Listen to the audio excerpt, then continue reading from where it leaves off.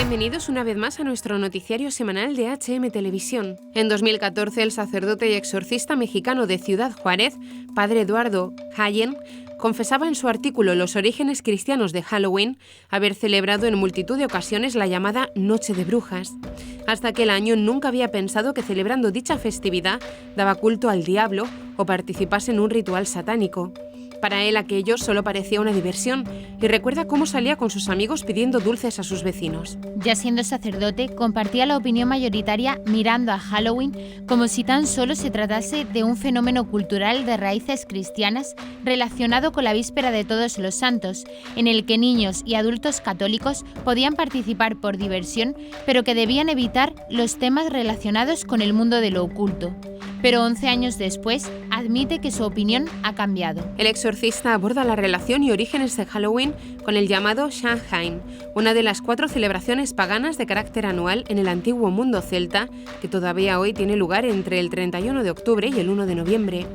La fiesta se caracterizaba por la celebración de rituales para permitir que los espíritus y seres del más allá cruzaran al mundo de los vivos. La Iglesia, buscando contrarrestar la fiesta pagana de Samhain, instituyó la solemnidad de Todos los Santos el 1 de noviembre, pasando a ser la noche del 31 la víspera de Todos los Santos, All Hallow Eve, nomenclatura que derivó en Halloween, mientras que pervivió la creencia celta de que aquella noche los límites entre los vivos y los muertos se desdibujaban. El exorcista cree que los orígenes de Halloween y de muchas de sus costumbres han perdido su contenido centrado en la víspera de Todos los Santos, centrándose por el contrario en la magia, el horror y la muerte.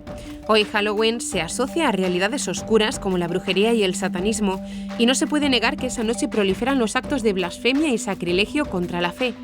El exorcista no considera que la mayoría de quienes celebran dicha festividad contribuyan o secunden directamente los objetivos mencionados, que lo hacen solo por diversión y que por ello muchos padres permiten a sus hijos celebrar esta fiesta. Sin embargo, no oculta lo que a su juicio es una cruda realidad, que mientras los niños piden dulces o se disfrazan sin pretensiones ocultistas, las verdaderas brujas y servidores del maligno ofrecen al diablo, durante sus rituales, los juegos y las diversiones de esos niños.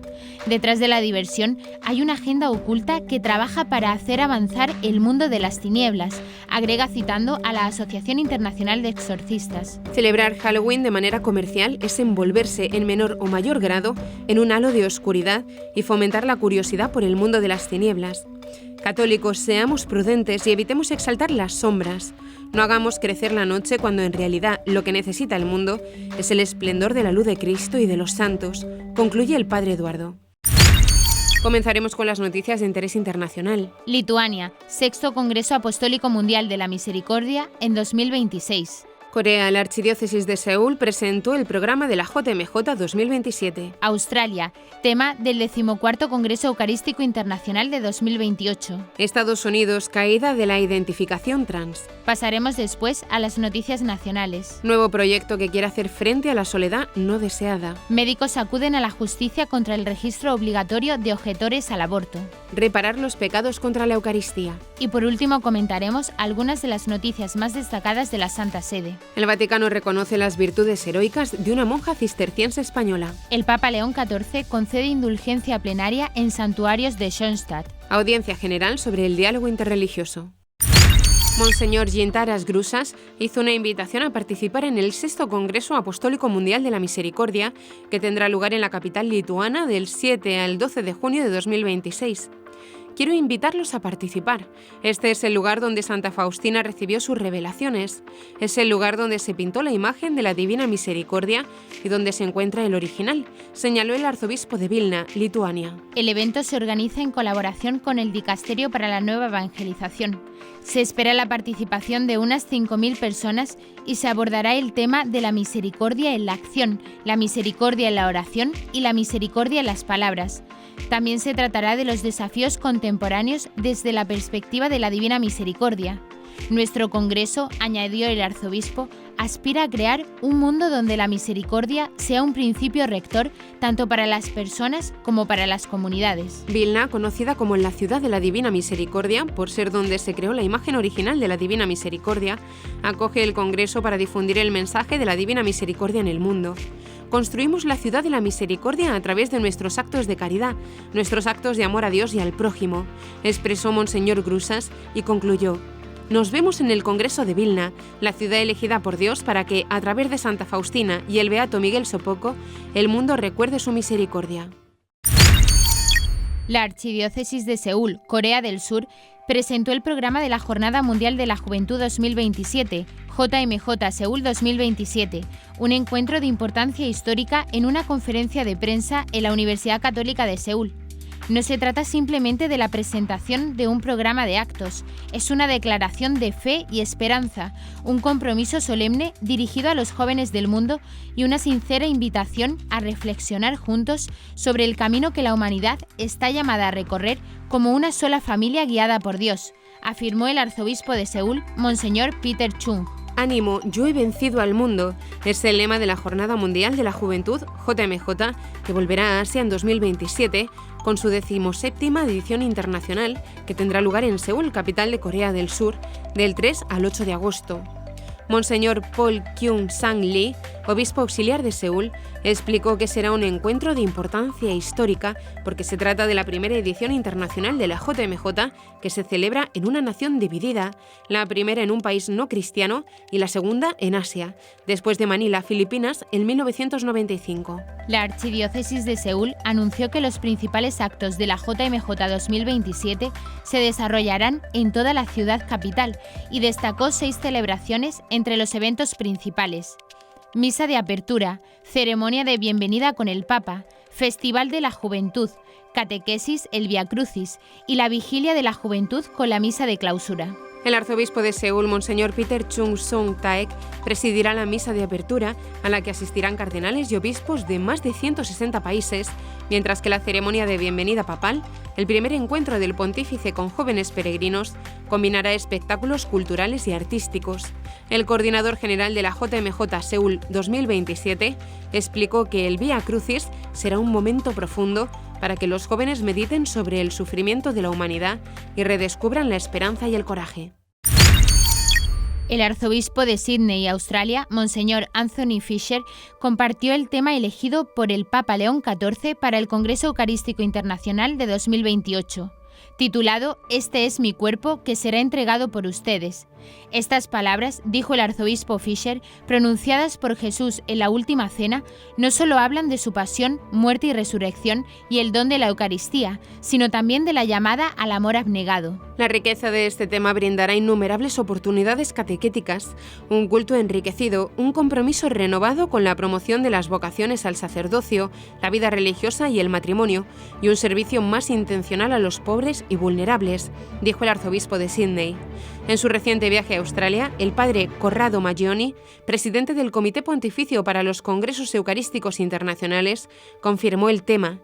El Comité Pontificio ha querido subrayar el sacrificio real y tangible de Cristo, que murió únicamente por amor, afirmó. Este sacrificio impulsado por el amor está en el corazón de la fe cristiana, dijo, y explicó que las palabras de Jesús, «Este es mi cuerpo, entregado por ustedes», dejan claro que no podemos recibir su cuerpo y permanecer inmutables, tal como lo expresa San Pablo en Romanos 12:1. Debemos ofrecer nuestros cuerpos como sacrificio vivo de la misma manera que lo hace Cristo, dijo el padre Maggioni. El obispo auxiliar de Sídney, Monseñor Richard Umbers, quien preside el comité organizador, comparte este sentimiento. Este tema toca la esencia de la fe católica. La Eucaristía no es lo que hacemos por Dios, sino lo que Cristo hace por nosotros. Según Benjamín Galea, director de operaciones, el Congreso será una oportunidad para renovar la Iglesia en Australia y dejar un legado de unidad, generosidad y testimonio. Iniciados en el siglo XIX, los Congresos Eucarísticos Internacionales son un acontecimiento eclesial que celebra la importancia central de la Eucaristía en la vida de la Iglesia. Con una duración de una semana, suele incluir actos litúrgicos como misas, adoración al Santísimo Sacramento, procesiones eucarísticas, así como actividades educativas y culturales. Según los datos que ha dado a conocer el sociólogo Eric Kaufman, profesor de política en Birkbeck College, se percibe una clara tendencia en Estados Unidos. Los que se identifican como trans o no binarios están disminuyendo de forma abrupta. Esta caída se refleja en 3 encuestas diferentes realizadas entre alumnos universitarios. No se pretende que sean de una precisión científica, pero sí parece clara la existencia de una tendencia. En primer lugar, Jan Twenge, en Generation Tech, ha realizado su análisis con los datos de la encuesta de Household Polls, realizada por el US Census Bureau. Los resultados señalan la misma tendencia. Esta caída se ve también en los datos de identificación por año de nacimiento. La tendencia descendente es indiscutible. Los más propensos a identificarse como trans son los nacidos a mediados de la década de 2000. Los nacidos antes o después se identifican como trans en mucha menor proporción. Estos datos parecen fortalecer la hipótesis de que el fenómeno trans ha sido un tipo de fenómeno de contagio social, algo que ya propuso la autora Lisa Marchiano en un estudio realizado en 2017. Allí Marchiano señalaba que parece que estamos experimentando una importante epidemia psíquica que se manifiesta en niños y jóvenes que llegan a creer que son del sexo opuesto y en algunos casos toman medidas drásticas para cambiar su cuerpo. Los informes indican que el hecho de que una joven se declare transgénero suele ir precedido de un mayor uso de las redes sociales y/o de que uno o más de sus compañeros también se declaren transgénero. Se confirmaría así también que la identificación de muchas jóvenes como trans no ha sido un fenómeno que responde a características propias e inherentes, sino que se ha producido por un contagio social propio de una cultura que no es que reconociera esa identidad trans, sino que la fomentaba, la celebraba y la institucionalizaba. Una cultura bombardeada en las escuelas para convencer de que si te atraen algunos estereotipos asociados a la mujer, en realidad eres una mujer, aunque tengas el cuerpo de un hombre. O también que si tienes rasgos que se suelen clasificar como masculinos, es porque eres un hombre, a pesar de que tu cuerpo sea el de una mujer. En esta gran estafa han participado todos: gobiernos, medios de comunicación, asociaciones médicas, y quien osara llevarles la contraria ha sido automáticamente descalificado como agente de odio. Por eso, más que de contagio social, habría que hablar de imposición institucional. Así ha sido hasta ahora, cuando las tornas van cambiando en Norteamérica y las escuelas que aceptan dinero federal ya no pueden enseñar ideología de género. Tampoco pueden practicar cirugías de género los hospitales que reciben dinero público federal. Una buena noticia para muchísimos jóvenes y sus padres que se librarán de los terribles daños y mutilaciones causadas por la industria de la medicina de género. El pasado 19 de octubre de 2025 nació en la diócesis de Alcalá de Henares el proyecto Corazón del Barrio, una iniciativa que llevan a cabo desde Cáritas y la Delegación de Familia y Vida. Un joven de la diócesis complutense llamado Pablo Utrera finalizó sus estudios en Educación Social en el Centro Universitario Cardenal Cisneros y en el trabajo final de grado TFG abordó el tema de la soledad no deseada. Al principio pensó en centrarlo en residencias, pero él cuenta que el señor, a través del director del TFG, le insistió en que, como eres católico, enfócalo un poco más hacia la parroquia. Al terminar el trabajo, su profesor le dijo: «Oye, esto es factible, ¿por qué no lo presentas a Cáritas?». Y así es como dio comienzo esta iniciativa. El proyecto involucra a la Delegación Diocesana de Familia y Vida, porque son los encargados de la pastoral de los mayores y vieron que era muy necesario e importante ponerlo en marcha en la diócesis. Desde esta delegación han puesto a trabajar en la iniciativa a un matrimonio, Paloma y Tomás, con el objetivo principal de facilitar relaciones donde las personas se sientan queridas y valoradas por ellas mismas. Que todo esto ayude a mejorar su calidad de vida. Lo importante es que entre ellos generen vínculos, amistad y les pueda dar esta opción de salir de sus casas y poder estar con otras personas para ir paliando estas situaciones de soledad no deseada. El nombre Corazón del Barrio surge de que es un proyecto que nace en la parroquia. El auténtico y verdadero corazón del barrio es la parroquia. Allí en la Eucaristía tenemos el auténtico corazón y el que nos hace preocuparnos de la gente de nuestro barrio. Por eso yo en la parroquia de Santiago les invitaba a ser misioneros del barrio. Queremos voluntarios que sean misioneros, indica Rubén Gómez, delegado de Familia y Vida de la Diócesis de Alcalá de Henares. La plataforma Ginecólogos por la Objeción ha solicitado que se suspenda el registro de objetores al aborto aprobado por el Ministerio de Sanidad en diciembre de 2024 y que entra en vigor ahora al entender que vulnera derechos fundamentales. Esta plataforma médica está liderada por el ginecólogo Luis Chiva, cirujano oncológico y uno de los mayores especialistas mundiales en cáncer de ovario. Ginecólogos por la Objeción defiende el derecho fundamental a la libertad de conciencia en el ejercicio de esta profesión. y tiene como misión garantizar que ningún médico sea señalado, discriminado o coaccionado por actuar conforme a sus convicciones éticas y profesionales, tal y como se recoge en su sitio web.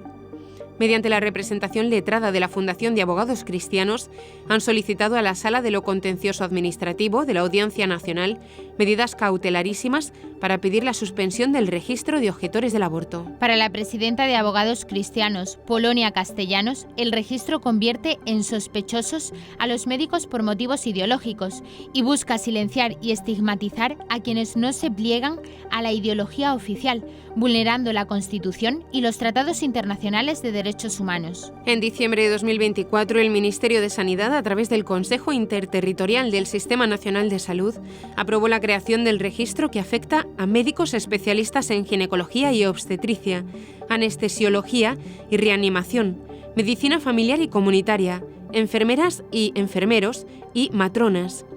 En la práctica, el registro de objetores es en realidad un conjunto de 17 registros autonómicos.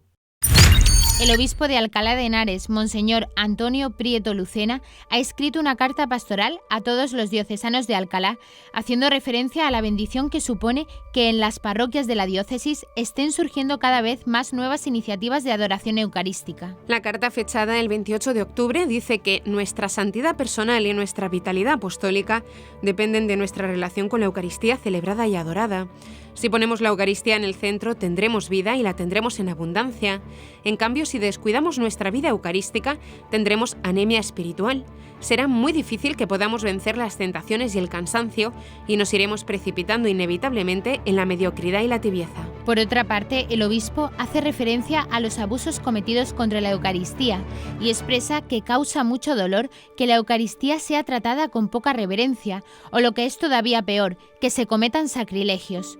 El sacrilegio contra la Eucaristía es tan grave que el Código de Derecho Canónico señala que quien arroja por tierra las especies consagradas o las lleva o retiene con una finalidad sacrílega incurre en excomunión late sententiae, reservada a la sede apostólica. Ante esto, Monseñor Prieto indica que la respuesta debe ser la reparación, poniendo más amor y delicadeza donde otros han puesto su odio y su desprecio. Y cuenta en su carta que en el siglo XVII, Santa Margarita María de Alacoque recibió las confidencias del Sagrado Corazón de Jesús, que le pedía reparación por las ofensas cometidas contra el Santísimo Sacramento del altar, mediante la comunión reparadora y la hora santa. Para explicar el sentido teológico de la reparación, en 1928, el Papa Pío XI escribió una preciosa encíclica titulada Miserentissimus Redemptor, que deberíamos leer con más frecuencia. En ella se explica la reparación como nuestra humilde asociación a la pasión de Cristo, que redimió sobreabundantemente todos los pecados del mundo. Durante la audiencia concedida este 24 de octubre al cardenal Marcelo Semeraro, prefecto del Dicasterio para las Causas de los Santos, el Papa León XIV ha autorizado reconocer las virtudes heroicas de la sierva de Dios María Evangelista Quintero Malfaz, monja cisterciense nacida en Cigales, Valladolid, el 6 de enero de 1591, que profesó sus votos en el monasterio de San Joaquín y Santa Ana de Valladolid, donde vivió largos años. La noticia ha sido recibida con mucha alegría en el monasterio de San Joaquín y Santa Ana de Valladolid, donde entró como novicia, realizó su profesión como monja cisterciense y donde disponen de un cuadro suyo, así como en Cigales, donde se conserva la pila bautismal en la que ya la venerable María Evangelista Quintero Malfaz recibió el bautismo. En el monasterio vallisoletano vivió y aquí la recordamos, ha remarcado la actual abadesa, la Madre María Teresa. De unas hermanas a otras se han ido dando testimonio de lo virtuosa que había sido y de cómo salió para la fundación en Casarrubios del Monte, en la provincia de Toledo, donde falleció el 27 de noviembre de 1648. Las cistercienses vallisoletanas ya han confirmado que se hará un acto de acción de gracias en la iglesia de su monasterio y también participarán en los actos de agradecimiento que están ya preparando sus hermanas toledanas.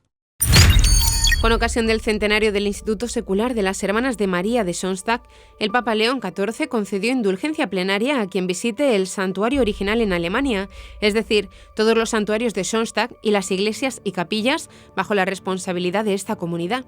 Se podrá obtener la indulgencia durante todo el jubileo de la comunidad, que inició el 1 de octubre y culminará el 4 de noviembre de 2026. Confiamos en que la gracia de Dios nos sostenga de forma más perceptible en el inicio de una nueva época para nuestra familia.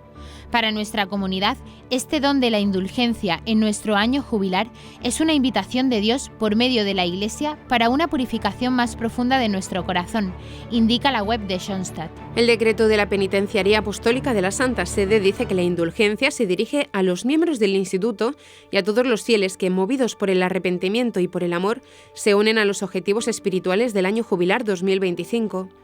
La indulgencia también puede obtenerse para una persona fallecida. Todos los fieles son invitados a peregrinar a alguno de los santuarios y pasar allí un tiempo de recogimiento. El Papa León XIV dedicó sus reflexiones de la audiencia general al diálogo interreligioso. El pontífice se refirió al documento Nostra Aetate, el primer texto de la Iglesia publicado el 28 de octubre de 1965 durante el Concilio Vaticano II, que abrió un nuevo horizonte de encuentro con otras religiones. En el centro de la reflexión, el Papa quiso destacar las palabras del Señor Jesús a la mujer samaritana. Dios es espíritu, y los que lo adoran deben hacerlo en espíritu y en verdad. Juan 4:24. Y explicó que, en el Evangelio, este encuentro revela la esencia del auténtico diálogo religioso, un intercambio que se establece cuando las personas se abren unas a otras con sinceridad, escucha atenta y enriquecimiento mutuo. Es un diálogo nacido de la sed de Dios por el corazón humano y la sed humana de Dios, expresó el Papa. Hace 60 años, el 28 de octubre de 1965, el Concilio Vaticano II, con la promulgación de la declaración Nostra Aetate, abrió un nuevo horizonte de encuentro, respeto y hospitalidad espiritual.